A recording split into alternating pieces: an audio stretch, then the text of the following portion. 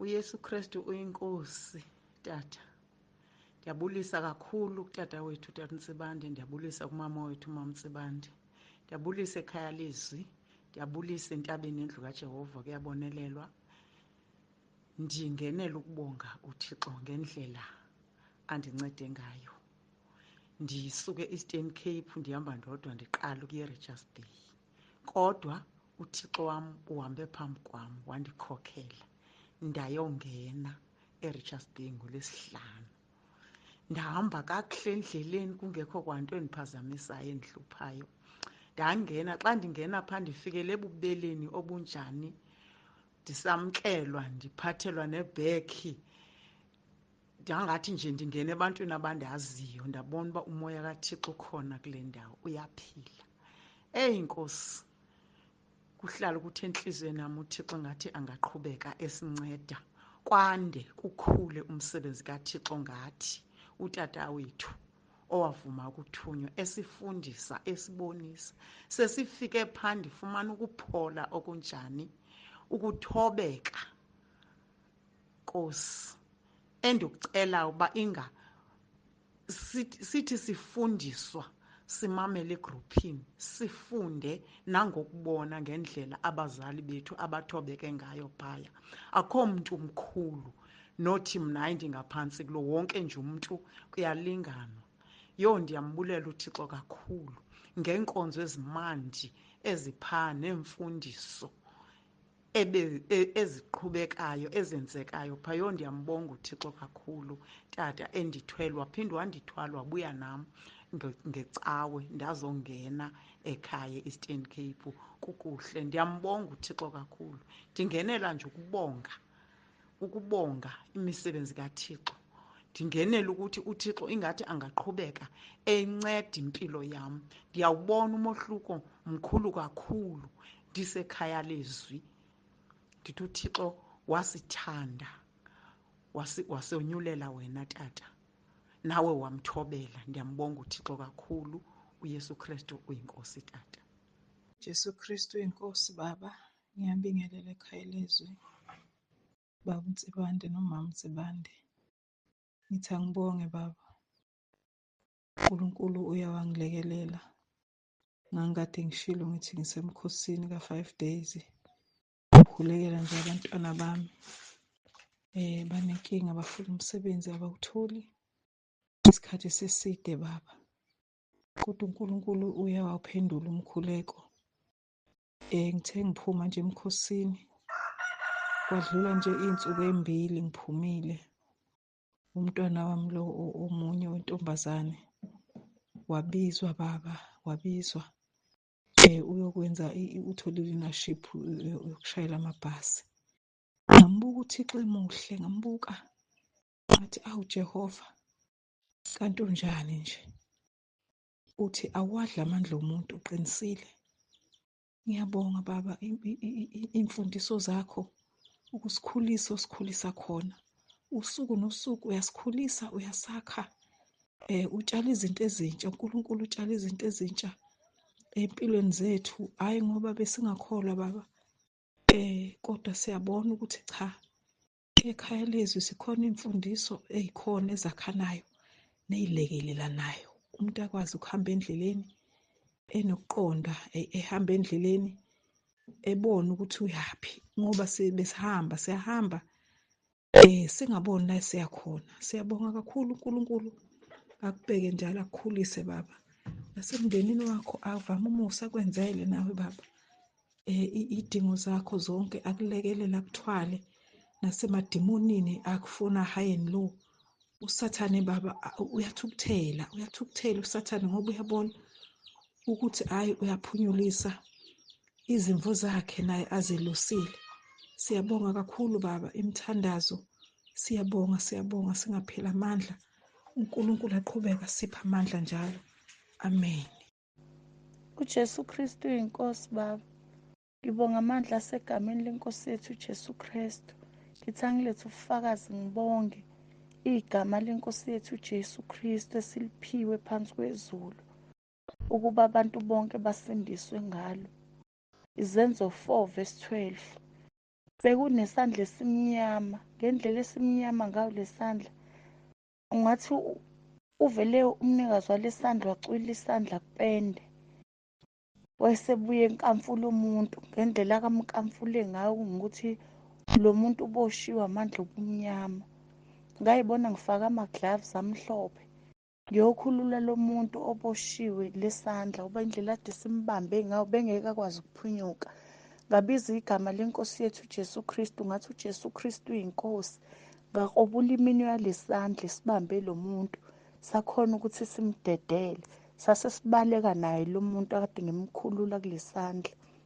Kuthe kusenjalo kwaseqhamuka amanye amadimoni nelikhulu engathi libhosi yalamadimoni amancane.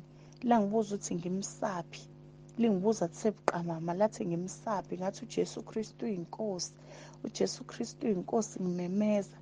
Kwacaca ukuthi ngazi ukuthi alingizwa, like ilanguage aliyizwa, ngashintsha ngathi Jesus Christ is Lord ngimemeza. Kuthe kusenjalo lavele kwavula inhlabathi kwathi zhi phansi, langena phansi enhlabathini. Ngakhona ukuthi ngibaleke nalo ebengimophulile esandleni esimnyama. Ngiyabonga kakhulu Baba, ngithi uJesu Kristu uyinkosi. Ngiyacela ukuthi ngabe bonke abazalwane bayalibiza leli gama, noma kuyiphi inkinga ulibize igama lenkosi uJesu Kristu. Ungalingabazi, liyasebenza, linamandla, liyabakhulula ngisho ababoshiwe amandla obumnyama. Ngoba lo bebanjwe isandla esimnyama kusho ukuthi uboshwe amandla obumnyama, kodwa ngaleli gama wakhona ukuthi akhululwe. Ngiyambonga Baba uNkulunkulu kakhulu, ngithi uJesu Kristu uyinkosi, uJesu Kristu uyinkosi. uJesu Kristu inkosi. Baba Sibande, ngiyabingelela ekhaya lezwi, ngibingelela ubaba nomama, ngithi uJesu Kristu inkosi. Maye siyambonga uNkulunkulu, ngiyambonga uNkulunkulu Baba Sibande kungena ekhaya lezwi, ngingene egruphini. Ngiyabonga nje kakhulu, inkonzo diyangibusisa babe, diyangibusisa nje kakhulu. Yingive buhlungu nangiphelelwe lidatha ngingasakhoni kulalela, kodwa ngikutshele lokho ukuthi hayi, nangithola lidatha ngidawukhona ngena ngikhona ukulalela inkonzo. Hey maye siyabusiseka babe, siyabusiseka kakhulu. uJesu Kristu inkosi. Ngithole kuphumula.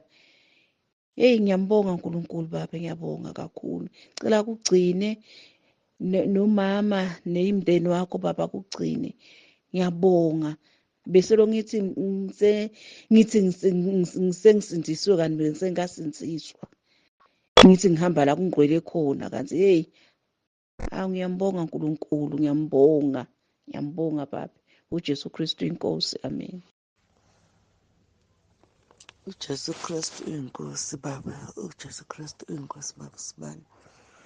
Ngizobonga Baba amandla kaNkulunkulu awenzekile empilweni yami. Ngizokubonga Baba Sibanda ngemkhuleko yakho ungaphezi.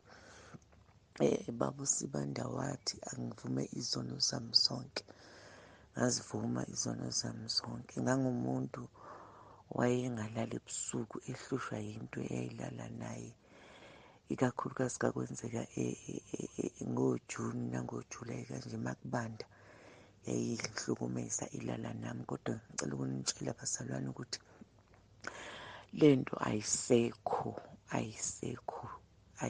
sengilala kahle, sengiphila impilo njengabo bonke abantu, ngoba lento yayingihlukumeza kakhulu.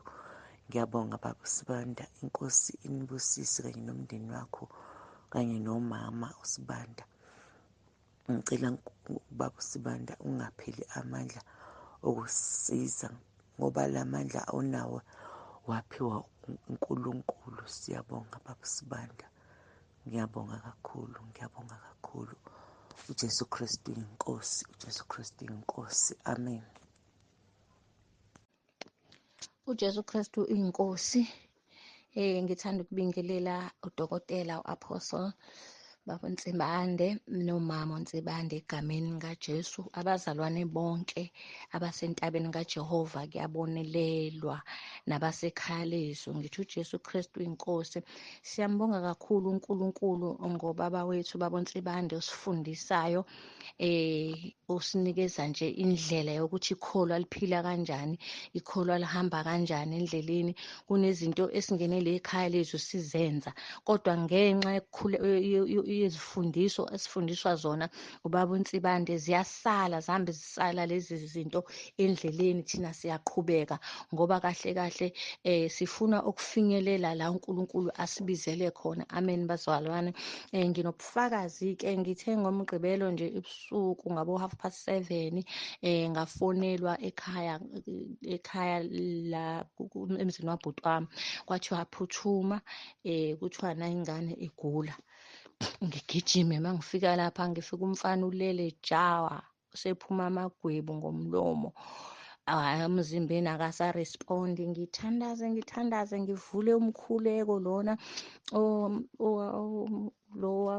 Romans chapter 10, ngimnikeze wona, ngibeke wona, ngiwushintshanise, ngibuye ngivule nalwango May 18, ngiyishintshanise, ngiyibeke, ngithandaze umfana angavuke, ngithandaze, hayi umfana angarespondi nje, wakona usekhihliza nje amagwebu.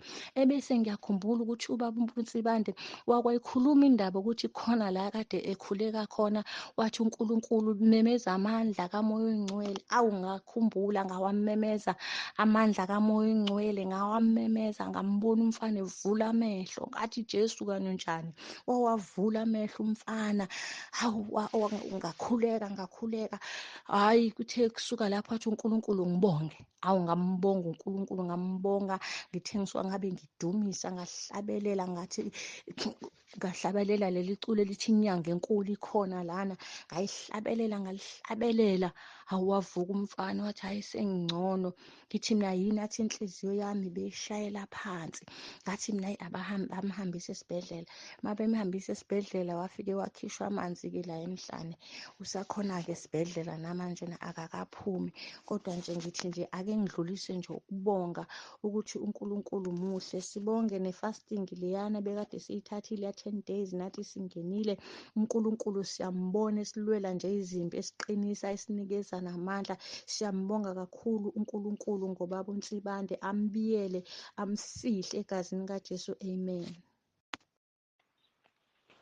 uJesu Kristu inkosi, uJesu Kristu uyinkosi. Ngiyabingelela ngelihle igama lenkosi Jesu Kristu waseNazaretha, kubapostoli, kumampostoli, kubazalwane bonke basentabeni yendlu kaJehova kuyabonelelwa nasekhaya lethu. Siyambonga uNkulunkulu ukuthi siphinde sithole leli thuba lokuthi ngizobingelela kade. Awu Nkosi yami, ngiyambonga uNkulunkulu. Thanda nje ukudlulisa ubufakazi bokuthi njengoba besisemkhosini we-10 days, sesikhumukile ngoLosine ekuseni. Bengiyobona abantwana bakabhuti ngoLosithathu ngoba bengicele i-off, izizukulu zami bezikhona, abantwana balo mfana wami manje bebabuyele emuva. Ngacela ukuthi ngiyobaphelezela ngoLosithathu, ngayobona labantwana bakabhuti labayana babodwa abalona owashona firstborn. Mase ngibuya ngalahlekelwa iphesi etekisini. Engibonga kakhulu ukuthi kuye kwaba khona nje kimi ukuthi ngihlela imali ephesini ngibeke yokugibela yodwa, le enye bengiyobhadala edrobheni ngiyibeke phakathi kwebhege ezipini. Ngiyambonga uNkulunkulu ngaloko ukuthi bokunganakhadi, kunganalutho ephesini, bokuyishintshi yeteksi. Ngiyabonga, ngimbonga uNkulunkulu kakhulu ukuthi yasinakekela. Muhle uNkulunkulu. Ngibonga ney'nkonzo ngizizwile zonke, iy'nkonzo zabantu abasha, iy'nkonzo zikaJulayi. Ngizwile nalaba abale enkonzweni yethu labe bayekhona abantu abasha ababazi ukuthi hey, uNkulunkulu ukhulumile. Sibonga ukuthi mawukuthi bazwile beyenze. Siyambonga uNkulunkulu ngalo mkhuleko ukuthi ngempela baphephile abazalwane bonke abebeye kwiy'nkonzo zikaJulayi. Siyambonga uNkulunkulu. uJesu Kristu inkosi, uJesu Kristu inkosi. Amen. uJesu Kristu uyinkosi. Ngiyabingelela kubaba noma umpostoli. Ngibingelela entabeni indla Jehova kuyabonelelwa nasekhaya lezwi ngehla igama lenkosi yethu uJesu. Ngiyabonga kakhulu bazalwane, ngiyaxolisa baba noma ukuthi ngidelete. Ngiyambonga kakhulu uNkulunkulu. Nami bengiyile eRichards Bay for the first time. Ngiyambonga nje kakhulu uNkulunkulu. Engithe mengifika kuleya ndawo uNkulunkulu wakhulumisana nempilo yami ngezwi lakhe lakho nethi uma ungahambi wena uqobo ungasikhuphuli lapha. Nalapho nje ngiyafunda ukuthi inkosi yami uma ngiyasuka ngiyahamba noma ngiyaphi, ngisho ngiyemsebenzini, ngisho ngiyaphi, uNkulunkulu makahambe nami yena uqobo. Nanokuthi ngifundile nje ukuthi siyahluka ngalokhu ukuthi uNkulunkulu uhamba nathi. Siyahlukaniswa kwabanye ngokuhamba noNkulunkulu, hhayi ngokwestatus, kodwa ngokuhamba noNkulunkulu. Semaningi manje amavangeli, kodwa sehluka ngokuhamba noNkulunkulu. Bese kuzothiwa futhi okunye ngikufundile ukuthi idwala labo alinjengedwala lethu, nezitha zethu ziyakubona. Ngiyambonga nje kakhulu uNkulunkulu.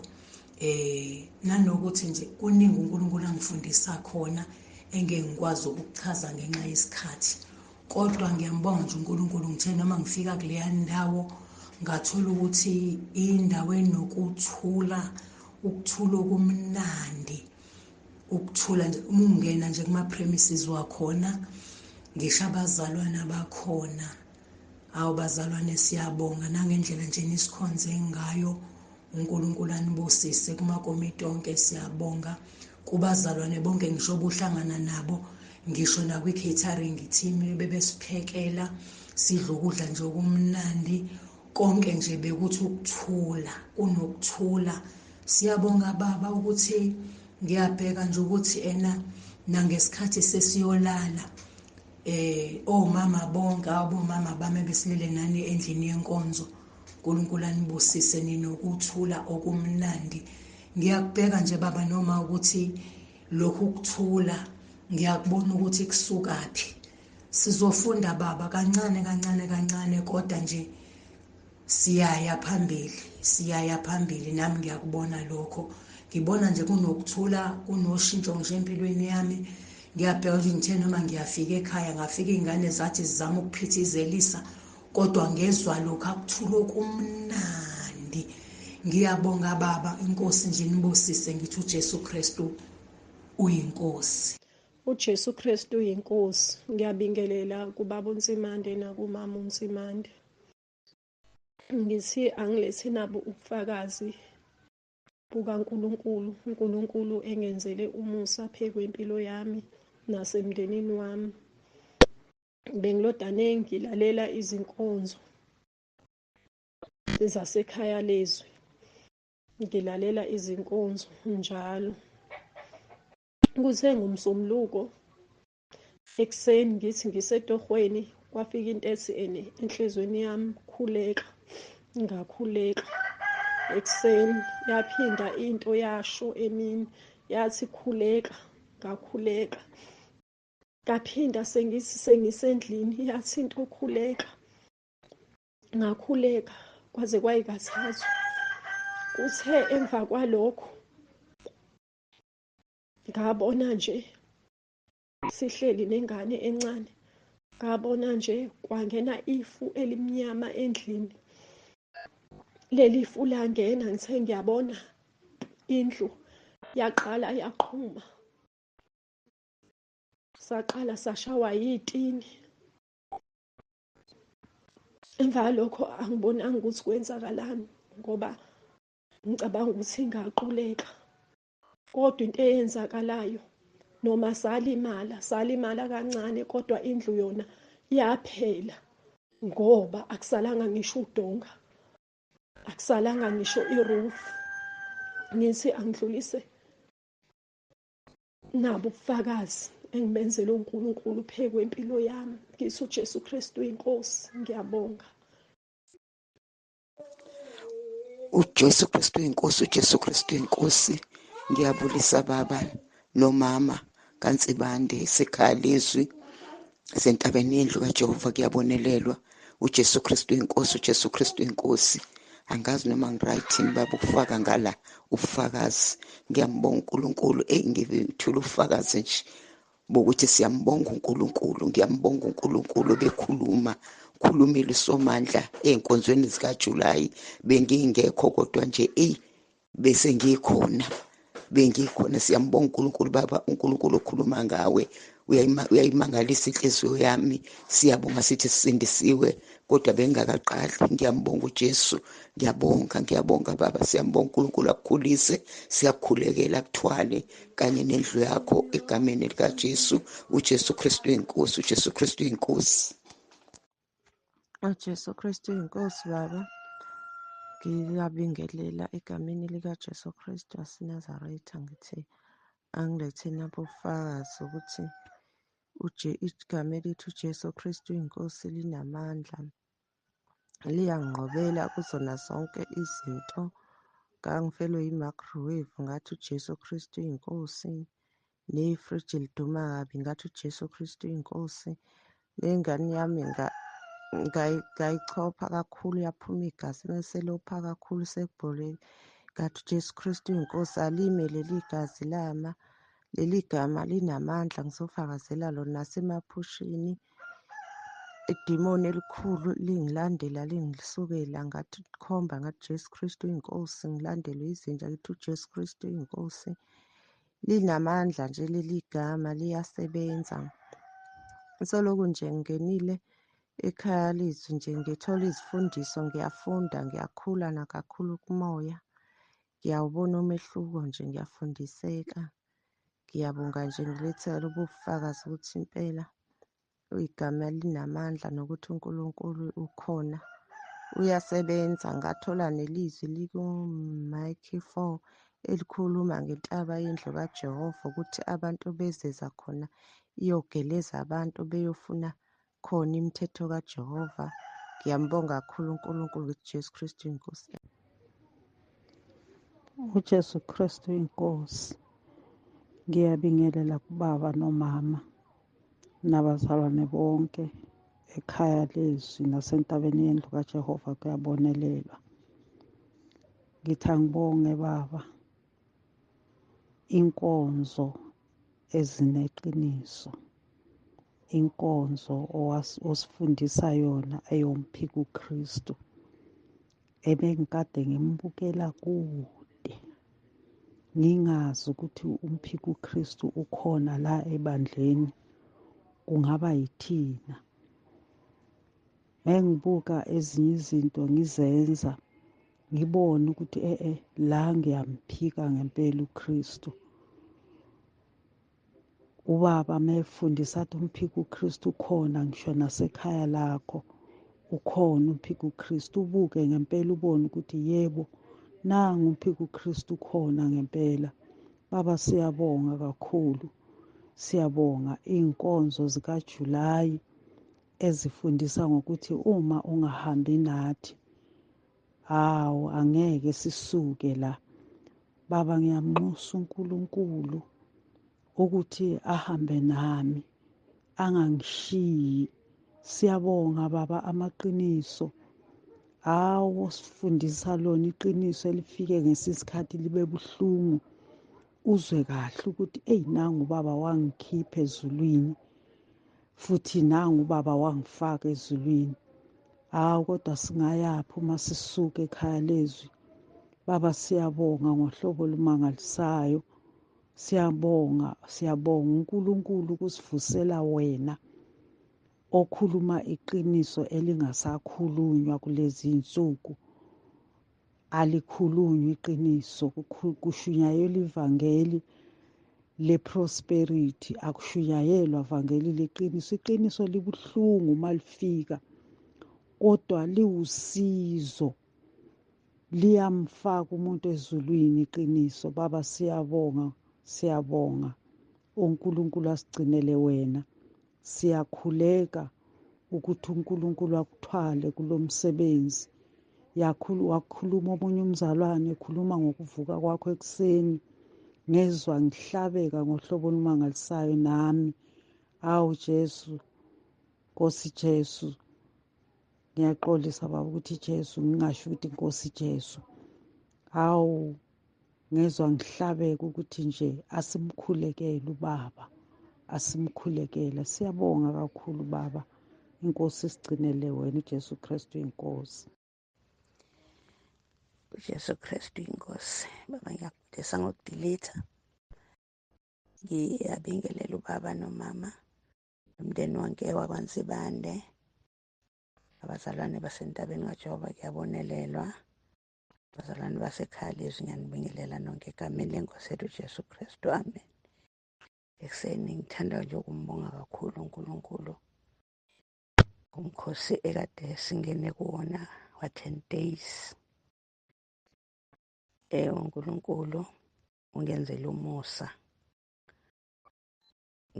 ngezono ekade sengiyikhohliwe, ekade ngingeke futhi ngisayikhumbula. Bekuyisonto lokuqala singenile, wangikhumbuza uNkulunkulu, wangikhumbuza eziningi, ngabhala. Ngiyambonga nje kakhulu uNkulunkulu ngalo mkhosi, ngoba bengiyeke ngingene emkhosini, kodwa hhayi ngale ndlela baba akasifundise ngayo. Ngiyabonga nje kakhulu, ngiyambonga kakhulu uNkulunkulu ngangenzele kona ngalesi sivumo esethu uJesu Kristu inkosi. Leli gama lisebenza nasey'ntweni ey'ncane. Yike ngathi nje ngizenzela iwashingi emnyango, ngoba ngijwayele ukuthi ibhekhi yami ibe buhlungu uma ngenza iwashingi. Ngalibiza leli gama, ngaliphindelela. Ngaqeda iwashingi nje ngingenalutho, ngiyiphilela. Ngiyambonga nje kakhulu uNkulunkulu. Ngibonga uNkulunkulu kakhulu nangomama uSibiso, kuyena owangifaka ekhaya lizwi. Ngiyambonga uNkulunkulu angiphezi. Ngibonga ubaba Msibande noma Msibande ngey'mfundiso zabo abasifundisa zona. Kuba nangoLwesine impela umama uyayibheka indaba izwakale. Ngiyambonga nje kakhulu uNkulunkulu. Ngithi uNkulunkulu akanikhulise baba, anandise nomama nomndeni wonke, anenzele konke okuhle enikufisayo. Uyakwazi futhi nenikudingayo nokunifanele. Ngiyambonga nje kakhulu uNkulunkulu baba, qhubeka ummeli uNkulunkulu. Siyabonga kakhulu ngoba impela umuntu ube azi, kodwa hhayi ngale ndlela uNkulunkulu akayambula ngayo imfihlakalo yakhe. Siyambonga nje uNkulunkulu kakhulu ngani, asiphezi. uNkulunkulu anigcine, anilonde, anandise egameni lenkosi yethu uJesu Kristu waseNazaretha. uJesu Kristu inkosi, amen. uJesu Kristu inkosi baba, ngiyabingelela ekhaya lizwi, ngibingelela wena baba nomama. Ngicela ukudlulisa ukubonga uNkulunkulu. Ngashonelwa indodana yami some few years ago. One of iy'ngane zakhe zabafana edla ama-drugs, entshontsha endlini, athathe izinto ayoyidayisa, ahlangana nazo nje, ngisho i-T-body ngishoni wayithatha ayodayisa. Ngibonga ukuthi from last year useklini, akasawadla ama-drugs. Ngiyambonga uNkulunkulu, sekuze kube uyena okwaziyo ukungibikela nanoma yini eyenzakalayo kuma ekhaya. Kodwa-ke ngiyambonga uNkulunkulu, ngithi uJesu Kristu inkosi. Kwakungavumi nokuthi ngimkhulumise ngenkathi edla ama-drugs. Kwakuthi nje uma ngizwa igama lakhe ngivele ngizwe inhliziyo yami ishaya ngamandla, ngiba nama-palpitations, kodwa ngahlala ngikhulekile njalo. Ngiyabonga ukuthi uNkulunkulu wayizwa-ke imikhuleko yami. Namhlanje leyo ngane ize yafunda umatric last year, yaphasa, even though ingasitholanga isikolo kulo nyaka. Ngiyambonga uNkulunkulu, ngithi uJesu Kristu inkosi ngakho konke angenzele yona ngale ngane. Sengithi nje akaqhubeke nokuyiphatha kahle. Nje ngiphuma kude naye, kodwa babe ungena uNkulunkulu bekungeke kwenzeke lokhu kwenzekile. Ngithi nje uJesu Kristu inkosi, ngiyabonga. Kungisizile ungena emkhosini, kungisizile futhi kakhulu. Ngithi uJesu Kristu inkosi Baba. Amen. uJesu Kristu uyinkosi. Ngiyabingelela kuBaba, ngibingelele umama, ngibingelele umndeni wonke wakaNsibande, ngibingelele ekhaya lezwi nasentabeni yendlu kaJehova. Ngiyabonelelwa. Ngithanda nje ukudlulisa lobufakazi. Angivumi ukuthi ngithule ngokumbuka uNkulunkulu ngamandla akhe akangenzele khona. Kule nyanga nje enhlizweni yami bengifisa ukuthi ngikhiphe okweshumi entabeni yendlu kaJehova. Kuyabonelelwa.